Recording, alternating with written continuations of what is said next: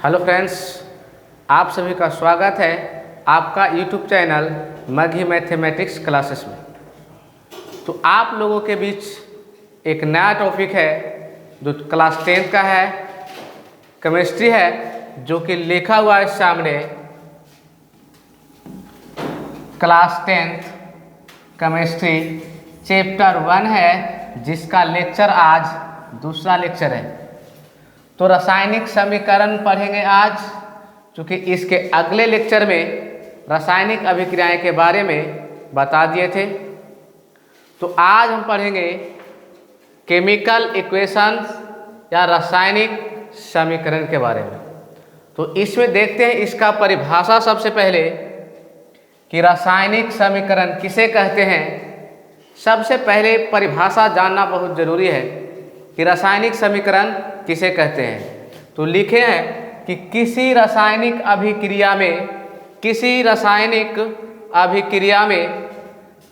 अभिक्रिया में भाग लेने वाले पदार्थों के संकेतों एवं सूत्रों की सहायता से उस अभिक्रिया का संक्षिप्त निरूपण रासायनिक समीकरण कहलाता है।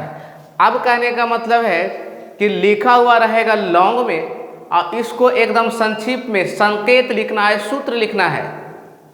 किसी भी अणु रहे या परमाणु रहे तो उसका हम संकेत लिखेंगे, और संकेत लिखेंगे तो इसका संक्षिप्त रूप मतलब छोटा रूप लिखा जाता है। जैसे बात किया जाए, जैसे हाइड्रोजन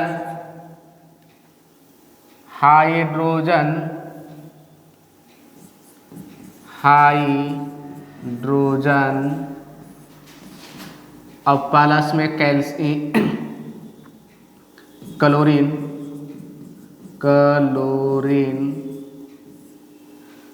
इसके बाद बनता है हाइड्रोक्लोरिक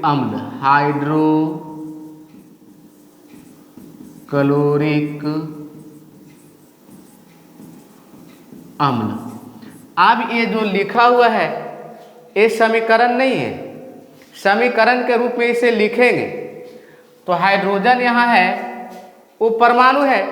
अब परमाणु है तो भाई परमाणु को हम लोग संकेत लिखेंगे। अगर कोई अणु रहेगा तो अणु के लिए हम लोग सूत्र का प्रयोग कर लेंगे। तो हाइड्रोजन है, इसको लिखेंगे H2 प्लस Cl2। आगे जो बनेगा HCl, और यहाँ संतुलित के लिए 2 से गुना कर देंगे। अब 2 से गुना कर दिए, क्योंकि ये थोड़ा और आगे देखेंगे कि आखिर 2 से गुना क्यों कर दिए भाई। ठीक है, यहाँ तक समझ में आ गया होगा। आगे चलते हैं। करा रासायनिक समीकरण लिखने की विधि या नियम। किसी भी रासायनिक समीकरण को लिखने के लिए कोई विधि होता है, कोई नियम होता है, उसको बारी बारी से पढ़ेंगे। तो सबसे पहले इसमें कोई समीकरण लेंगे और समीकरण लेकर के उसको देखेंगे कि कौन कौन सी विधि होती है। आखिर किसी भी समीकरण को लिखने के लिए कौन सी नियम होनी चाहिए, क्या जरूरी है। तो सबसे पहले एक समीकरण लेते हैं, H2 प्लस O2, अगर करते हैं H2O, संतुलित के लिए यहाँ 2 लगा दिए। H2 के मतलब हुआ हाइड्रोजन, O2 का हो गया ऑक्सीजन, और ये हो गया जल का सूत्र है। अब इस समीकरण को लिखे तो लिखने का भी कुछ खास नियम है। पहला है कि किसी भी रासायनिक समीकरण में जो हम लिखे हैं अभिकारक लिखे हैं, उसको कहाँ लिखे भाई? तो हमने अपने लेफ्ट साइड में लिखे हैं। किस तरफ लिखे हैं? तो लेफ्ट साइड में, जैसा कि हम देख सकते हैं इस प्रकार से। पहला है कि अभिकारकों व उत्पादों। अभिकारक हम कल बता दिए थे कि किसी भी रासायनिक अभिक्रिया में भाग लेने वाले पदार्थों को हम लोग अभिकारक कहते हैं। अब भाग ले करके कोई नया जो पदार्थ बनता है उसको हम लोग उत्पाद कहते हैं या प्रतिफल कहते हैं। तो अभिकारकों व उत्पादों के बीच, अभिकारकों और उत्पादों के बीच में हम लोग एक तीर चिन्ह लगाएंगे, जो कि यहाँ लिखा हुआ है, एक तीर चिन्ह है। किसी भी अभिकारक और प्रतिफल कह दो या उत्पाद कह दो, इन दोनों के बीच में क्या हम लगाएंगे, तो हम एक तीर चिन्ह लगाएंगे। तीर चिन्ह का निशान लगाते हैं। अब तीर चिन्ह के बाईं ओर, तीर चिन्ह के बाईं ओर तीर जो चिन्ह है उसका अगर हम बाईं ओर देखें, तीर चिन्ह है और इसका हम देख रहे हैं इधर बाईं ओर। अगर हम बाईं ओर देखते हैं तो बाईं ओर होगा क्या, तो बाईं ओर होगा अभिकारक, अभिकारक होगा, जिसको हम लोग लिखते हैं LHS, लेफ्ट हैंड साइड। और उत्पाद को हम लोग लिखते हैं, उत्पाद को मतलब दाईं ओर लिखते हैं, दाईं ओर लिखते हैं। तो उत्पाद को हम लोग किस तरफ लिखे, दाईं ओर, और दाईं ओर लिखते हैं तो हम लोग इधर लिख सकते हैं RHS, मतलब हो गया राइट हैंड साइड। दूसरा है कि अभिकारकों के अनुसूत्रों के बीच धनात्मक चिन्ह का निशान लगाते हैं। अगर अभिकारक एक या एक से अधिक हो, अगर अभिकारक एक या एक से अधिक हो तो दोनों के बीच, अगर दो अभिकारक हैं, एक या एक से अधिक अभिकारक है, तो उनके बीच हम धनात्मक चिन्ह मतलब प्लस का चिन्ह देते हैं। अगर प्रतिफल एक या एक से अधिक होता तो प्रतिफल में भी हम प्लस का चिन्ह देते। तो यहाँ लिखे हैं कि अनुसूत्रों के बीच धनात्मक चिन्ह का निशान लगाते हैं। इसी प्रकार उत्पादों के बीच मतलब प्रतिफलों के बीच, अगर प्रतिफल एक या एक से अधिक है तो उनके बीच में भी हम लोग क्या लगाएंगे, तो धनात्मक चिन्ह लगाते हैं।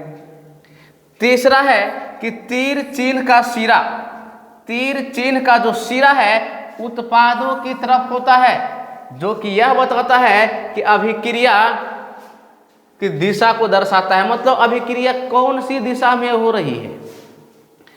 ये जो अभिक्रिया दिखाया गया है, ये जो समीकरण है, इस समीकरण में तीसरे पॉइंट की बात कर रहे हैं, तीसरे पॉइंट की बात कर रहे हैं कि इसमें जो तीर चिन्ह है वो तीर चिन्ह उत्पाद की ओर लगाया जाता है, उत्पाद की ओर। देखिए इधर उत्पाद है मतलब प्रतिफल है। अब ये तीर चिन्ह यह बताता है कि अभिक्रिया कौन सी दिशा की ओर हो रही है, तो ये अभिक्रिया बाईं से दाईं की ओर हो रही है, बाईं से दाईं की ओर हो रही है। किसी रासायनिक अभिक्रिया का ऐसा रासायनिक समीकरण ढांचा समीकरण कहलाता है। जब हम इसको कह दें, अगर इस प्रकार से हम जहां पर भी अगर लिख दें हम समीकरण, तो ये ढांचा समीकरण कहलाता है। क्या कहलाएगा, तो ढांचा समीकरण कहलाता है। इसके बाद है संतुलित रासायनिक समीकरण, संतुलित रासायनिक समीकरण जिसको कहा जाता है बैलेंस्ड केमिकल इक्वेशन। अब है कि संतुलित रासायनिक समीकरण क्या होता है, तो सबसे पहले इसका परिभाषा लिखा सामने लिखा हुआ है कि ऐसे समीकरण जिनके अभिकारक व उत्पाद दोनों में परमाणुओं की संख्या समान हो, उसे संतुलित रासायनिक समीकरण समीकरण कहते हैं, संतुलित रासायनिक समीकरण कहते हैं। या ये तो बहुत छोटा परिभाषा है, एक और लिख देते हैं। अगर परिभाषा जो अच्छा लगेगा वो याद कर लेना, जो अच्छा लगेगा, जो जल्द याद हो जाएगा तो हम लिख लेते हैं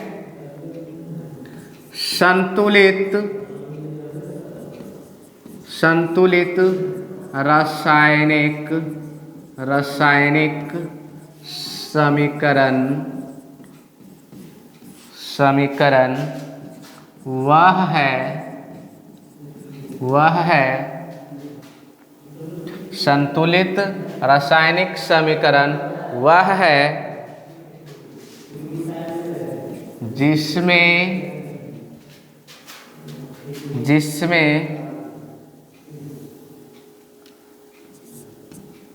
जिसमें समीकरण के दोनों ओर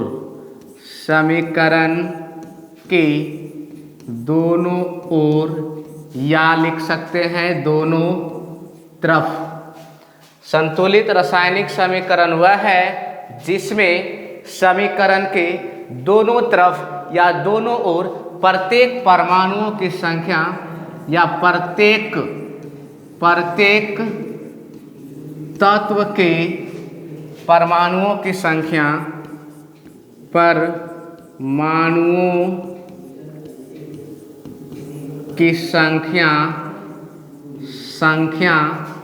समान होती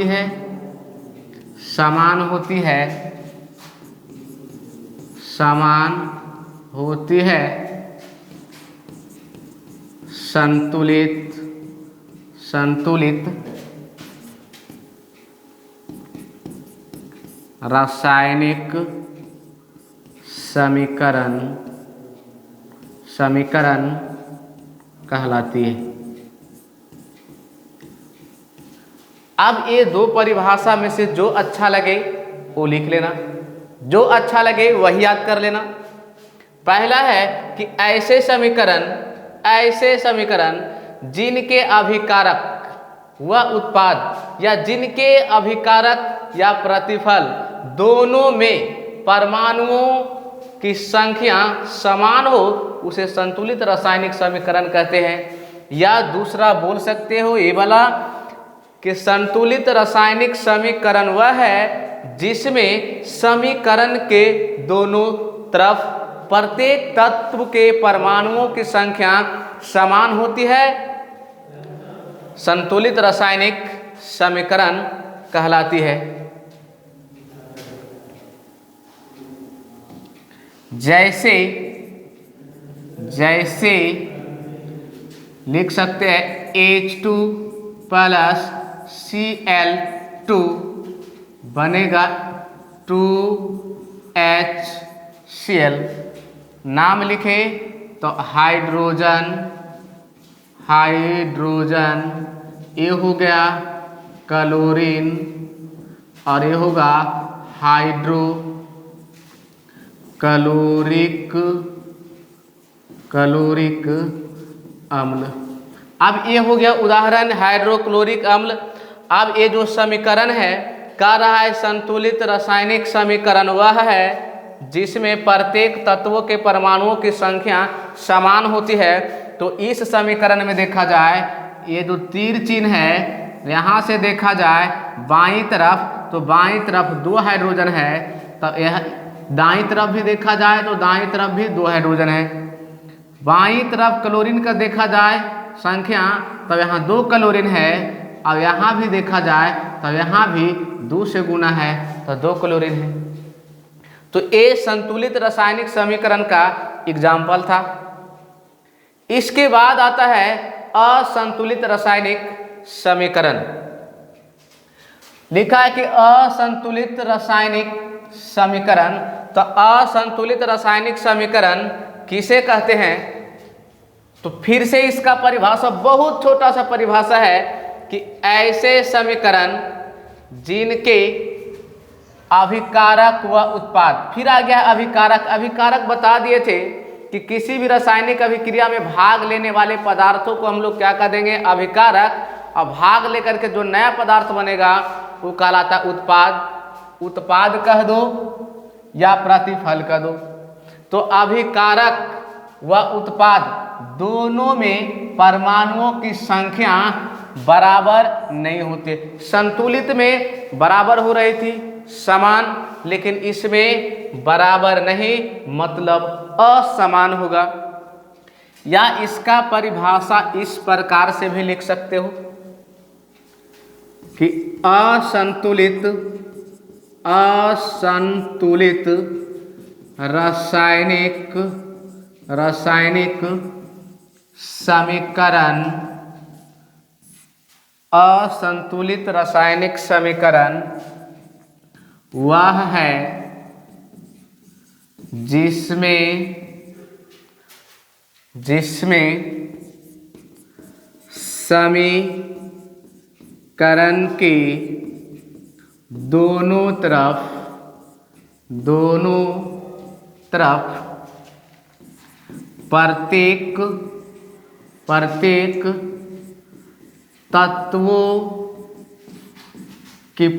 प्रत्येक तत्वों की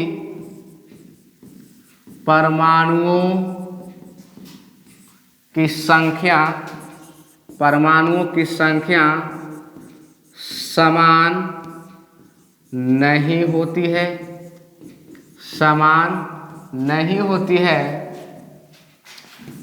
असंतुलित रासायनिक समीकरण कहलाती है।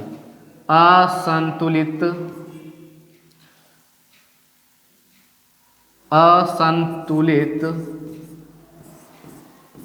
रासायनिक समीकरण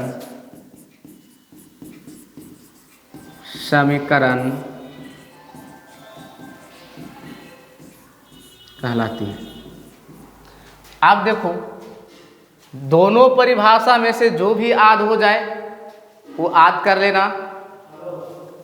हमें तो लग रहा है कि सभी लोग ये वाला याद कर लेंगे क्योंकि एक लाइन के हैं, इसके पीछे कोई पढ़ेंगे भी नहीं। लेकिन ए वाला भी बहुत आसान है, देखने में बड़े भला है लेकिन ये बहुत आसान है।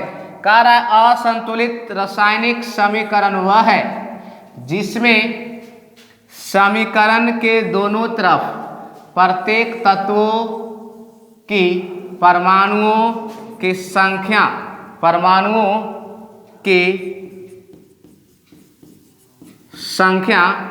समान नहीं है, मतलब बराबर नहीं होती है, तो असंतुलित रासायनिक समीकरण कहलाती है। अगर इसका एग्जाम्पल के बात किया जाए तो जैसे में लिखेंगे, जैसे Mg प्लस O2, आप इधर लिख देंगे MgO। अब देखा जाए तो इसको हम लोग कहेंगे मैग्नीशियम।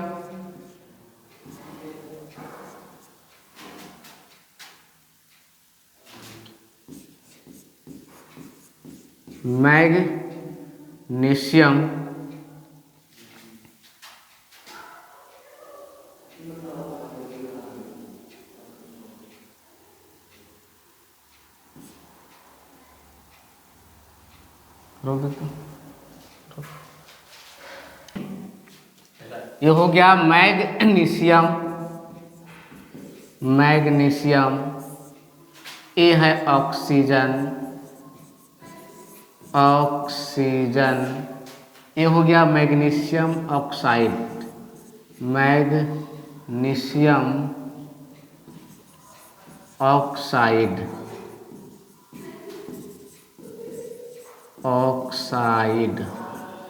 अब इसमें कह रहा है कि असंतुलित रासायनिक समीकरण वह है जिसमें समीकरण के दोनों तरफ प्रत्येक तत्वों की परमाणुओं की संख्या असमान होती है, मतलब बराबर नहीं होती है, तो असंतुलित रासायनिक समीकरण कहलाती है। एग्जाम्पल है कि मैग्नीशियम ऑक्सीजन के साथ रिएक्शन करके बनाया MgO मैग्नीशियम ऑक्साइड।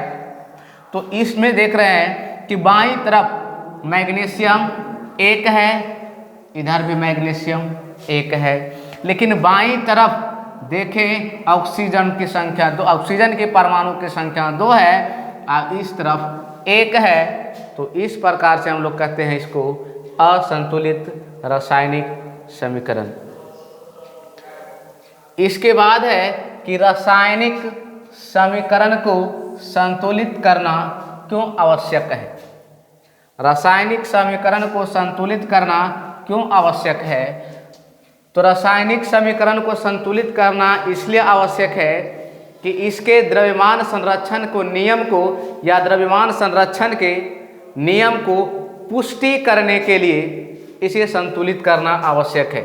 कारण द्रव्यमान संरक्षण नियम के अनुसार किसी भी रासायनिक अभिक्रिया के अभिकारकों व उत्पादों में यानी मतलब अभिकारकों और प्रतिफलों में द्रव्यमान का न तो निर्माण होता है और न ही विनाश होता है, मतलब न तो उत्पन्न किया जा सकता है और न ही इसका नाश किया जा सकता है। अतः रासायनिक अभिक्रिया के अभिकारक व उसके उत्पाद के परमाणुओं की संख्या समान होनी चाहिए। जब दोनों तरफ अभिकारक और प्रतिफल के बीच परमाणुओं की संख्या अगर समान है तो द्रव्यमान संरक्षण नियम को पुष्टि करता है। इसके बाद है रासायनिक समीकरण संतुलित करना। तो रासायनिक समीकरण को हम लोग संतुलित करेंगे। कह रहा है कि रासायनिक समीकरण को निम्न विधि के द्वारा संतुलित किया जा सकता है, जिसमें एक विधि है हीट एंड ट्रायल विधि। हीट एंड ट्रायल विधि में होता क्या है? तो पहला है कि असंतुलित समीकरण को लिखकर सूत्र के चारों तरफ एक कोष्ठक बना लें।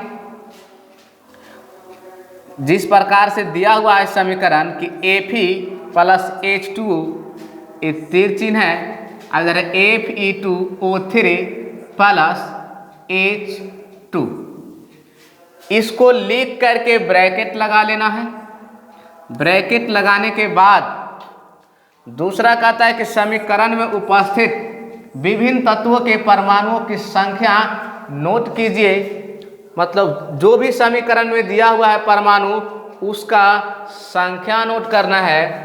जैसे दे दिया है Fe प्लस H2O, उसके बाद है Fe2O3 और H2O। इसमें से सभी परमाणुओं को लिख करके उनके संख्या नोट करना है, संख्या को लिखना है। तो यहाँ हम लिख लेंगे आयरन।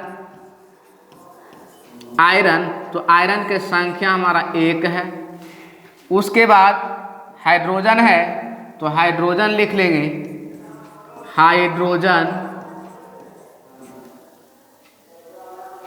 हाइड्रोजन की संख्या यहाँ 2 है।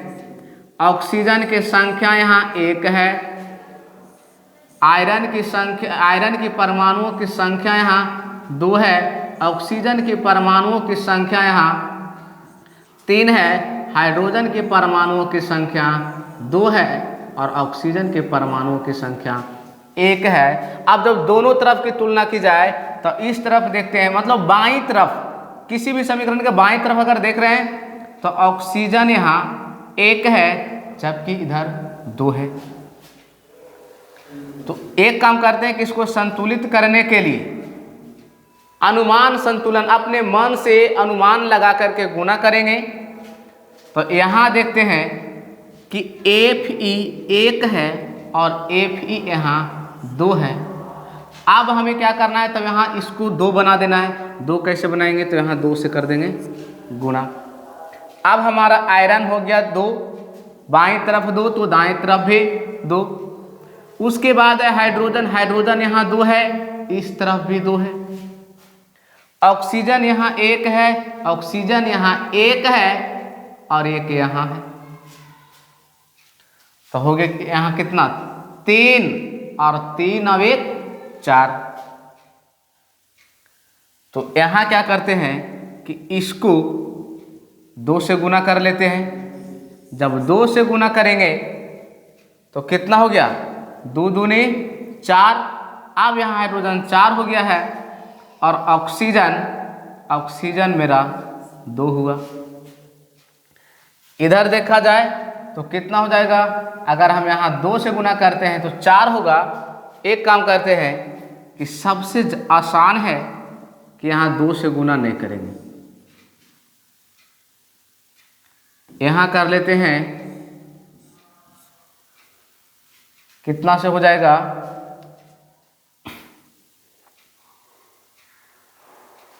कट कर दिया। तो आज का वीडियो यहीं तक रहेगा। इसके बाद जो लिखा हुआ है कि रासायनिक समीकरण को संतुलित करना क्यों आवश्यक है, ये बता दिए। अगले दिन बताएंगे कि रासायनिक समीकरण को कैसे संतुलित किया जाता है, पूरी तरह डिटेल से सिखाएंगे। तब तक आज का वीडियो यहीं तक रखेंगे। Thank you so much.